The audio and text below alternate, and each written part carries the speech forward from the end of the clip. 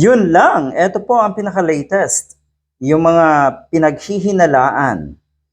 Hindi lang naman siguro hinala yun. Yun talaga, eto talagang dalawang ito ang totoong magulang netong si Alice Guo.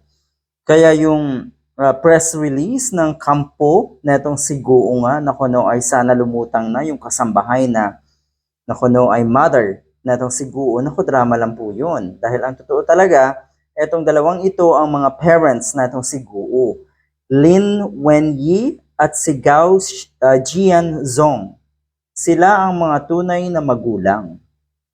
O ano na, paano na ang mangyayari niyan? Kasi ang sabi dito, mukhang wala na sa Pilipinas. Pero sa isang banda, mabuti naman. At kahit papano, etong kasong ito ay nasa korte na pala. Kinasuhan na po ng DILG, etong si Guo, dahil or kinasuhan na po ng graft. Dahil nga doon sa minsang ni-raid na isang lupain dyan po sa Bamban Tarlac. So yan po ang nangyari. So doon po tayo umasa sa sitwasyon, sa idea na posibleng masuspend pa rin sa kanyang pwesto etong si Mayor Guo dahil nga sa inihain na kaso ng DILG. Pero kung babalikan natin, etong kuno nga ay posibleng wala na sa Pilipinas etong mga totoong magulang, so wala nang pag-asa na ma-DNA test naman etong mga biological parents nga netong si Guo.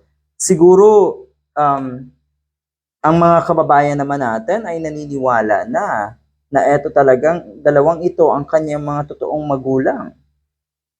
Okay.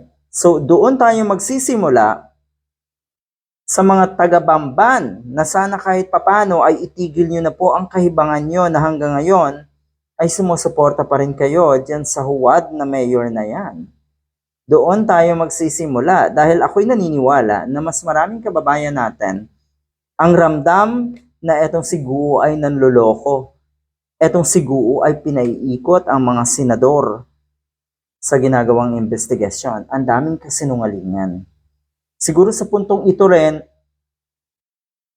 kung ikaw ay isang matinong kababayan natin, isang matinong Filipino, sigurado rin na mararamdaman mo na nagsisinungaling na etong isang ito, etong si Mayor Guo. Naku po, ay ano pang paraan ang magagawa kung wala na nga etong mga parents na ito.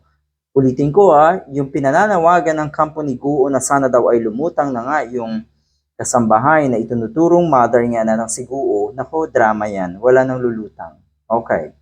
Senator Win Gatchalian has revealed that Bamban Tarlac Mayor Alice Guo's suspected biological mother, Lin Wenyi, and her father, Guo Jianzong, have already left the country.